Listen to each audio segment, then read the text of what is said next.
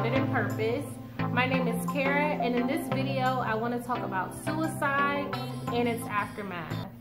Now this video is near and dear to me because not only is this month National Suicide Prevention Awareness Month, but almost a year to date, one of my close loved ones took their own life.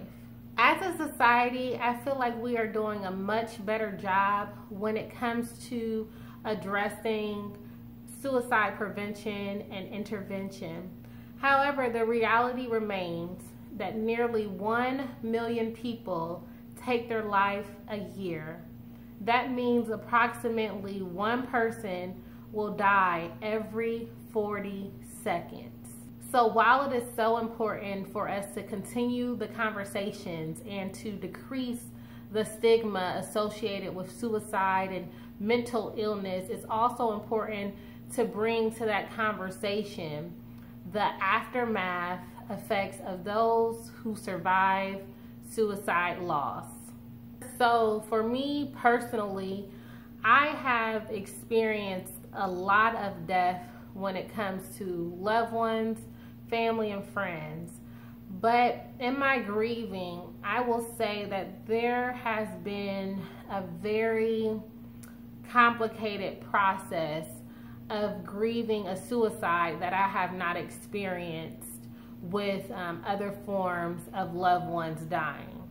Now, I bring that up because I think it's important to note that many people who deal with the aftermath of suicide are not only dealing with the death of a loved one, but there's also the stigma that is still attached to it.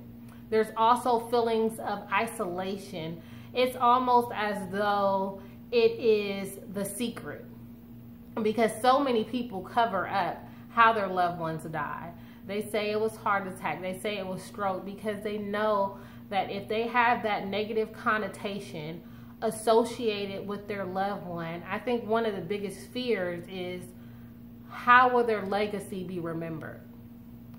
And in addition, when you add components of cultural and religious belief systems, there is even more layers that can complicate the grieving process.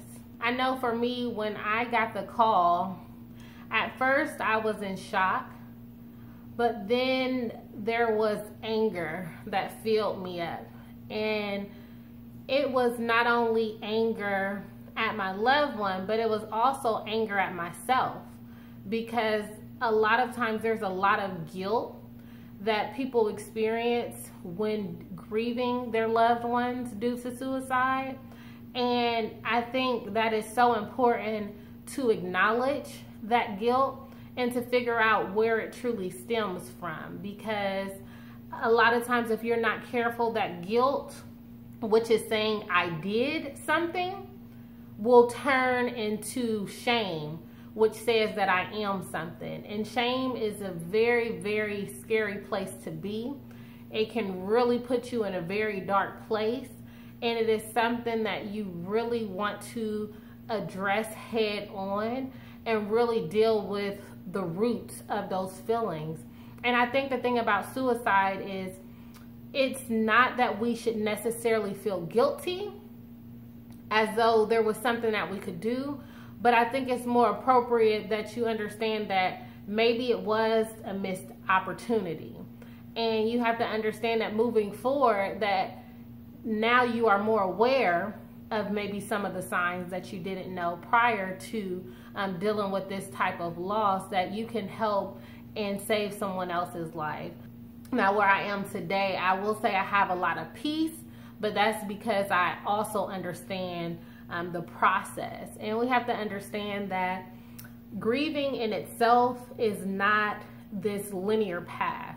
Grieving in itself, it can be days when you're up, it can be days when you're down, it can be days where you just don't really feel anything. And it's important to acknowledge that. And I'd just like to talk a little bit about a misconception that I have seen through the grieving process, is this notion that time heals. And the reality is that time is only a form of measurement. there's a process that happens with healing. If you've ever got a really nasty scrape or, you know, cut yourself, like there's a healing that happens. So over time, yes, that wound will heal, but there's things that are going on in the inside. Your immune system is working together to mend that wound. And that's the same for ourselves. We're not just going to heal with time. We have to embrace the process, regardless of what that process looks like for us.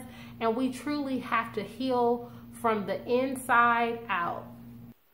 And I just think that one of the most important aspects of grieving is giving yourself permission.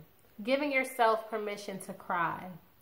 Giving yourself permission to yell. Giving yourself permission to laugh. Giving yourself permission to feel angry, to feel sad, to feel hurt, to feel guilt.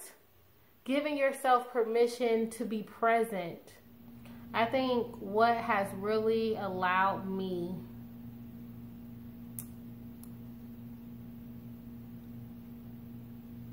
the ability to cope with my loved ones lost is my faith. It is my level to empathize, and it is knowing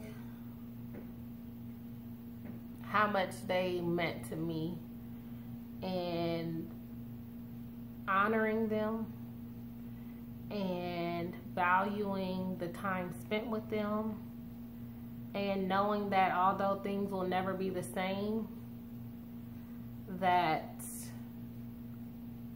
my life is valuable and that I can hopefully be a beacon of hope for someone else. And although I miss this opportunity, that I won't miss the next. So if you or a loved one has coped with the aftermath of suicide, I just want to encourage you to seek support, to be patient with yourself, to remain present in every moment, and to grieve on your own terms. And if you are currently dealing with suicidal thoughts and grappling with whether you should live or you should die, I encourage you to seek support. I encourage you to cry out and let someone know what you are going through. And so I just want to leave with saying that it's so important to check on your loved ones, to check on the ones that you feel are the strong ones, to be mindful, and to not only see things from your own lens, but to empathize with others regardless of where they are in their thought process.